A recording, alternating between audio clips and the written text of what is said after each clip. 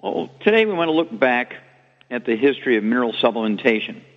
It's a very interesting story in the progress of humanity. And I want you to get a hold of the books Epigenetics, The Death of the Genetic Theory of Disease Transmission, the book Dead Doctors Don't Lie, and Rare Earths Binge Cures. And this covers the subject very, very well. And basically when you go back and you look at some of the ancient writings and cave drawings and things, people used to watch animals, and the animals would eat dirt, and people would eat dirt. Pregnant women were legendary for eating clay and using salt and so forth, because the embryo was stealing nutrients from them, and so they had cravings. And deficiencies of nutrients tend to cause cravings. And, of course, they learned that they could put wood ashes on their food. They could eat clay by the handfuls, and that would satisfy these cravings. Well, wood was a universal fuel going back 5,000, 6,000, 7,000 years ago. And it's kind of interesting. All over the world, it was remote Pacific Islands, Africa, Asia, Europe, Scandinavia, North America, Central America, Mexico, which is part of North America, and South America. All over the world, the people used wood as fuel.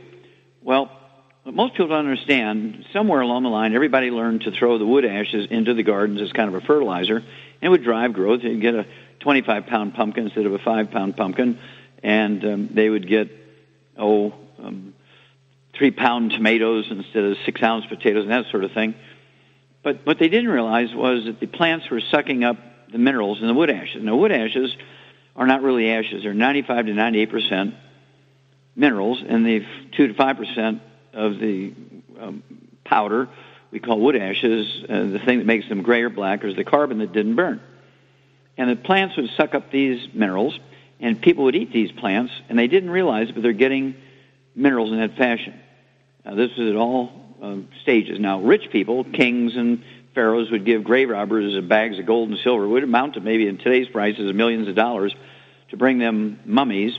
And the emperors and the pharaohs and the kings and the generals and successful merchants would grind up these mummies, and they would put the mummy dust onto their food as a condiment. And that's how rich people got their minerals. Well, poor people got their minerals by putting wood ashes into their gardens to fertilize their crops, but the crops would suck up the minerals. They'd eat the crops, and they'd get their minerals in that fashion. Well, this all ended at 3 o'clock in the afternoon, Monday, September 4th, 1882, on Pearl Street in New York City, in the bluff overlooking the construction of the Brooklyn Bridge.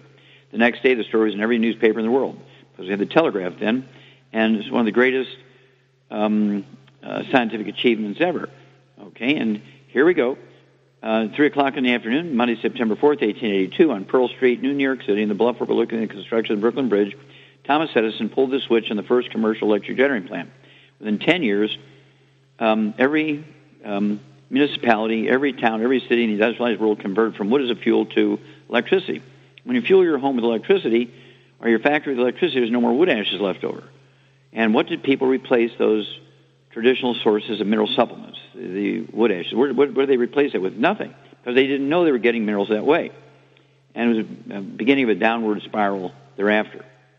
Well, in animals, animals had cravings too, and they had deficiencies, and so they would eat dirt and clay and go to natural salt licks, and people paid attention to this, and farmers, wanting to make their cows happy, gave them clay to eat and gave them wood ashes and gave them salt, and sometimes they'd mix the salt and the wood ashes and clay all together, and, of course, it was beneficial to the animals.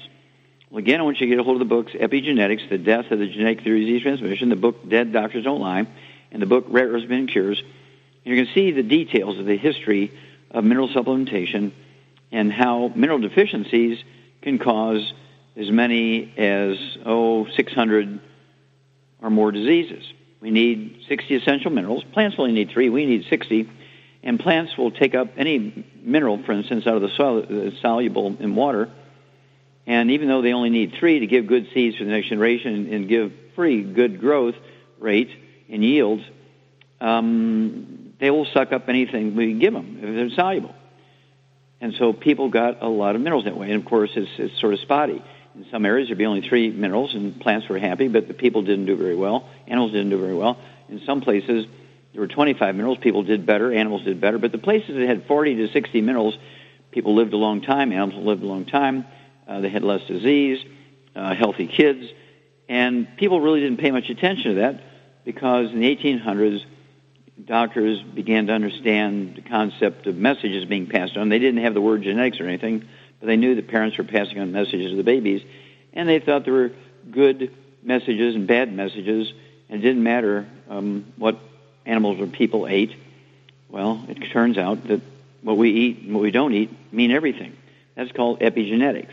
Epigenetics is giving your genes, your DNA, your RNA, and your telomeres everything they need to maximize your genetic potential for fending off disease and being healthy and strength and living a long time, making good decisions. So again, I want you to get a hold of the books Epigenetics, The Death of the Genetic Disease Transmission, the book Dead Doctors Don't Lie, and the book Rare Earth Bin Cures, and learn how you can save yourself and your family, add 25 to 50 healthy years to your kids' lives.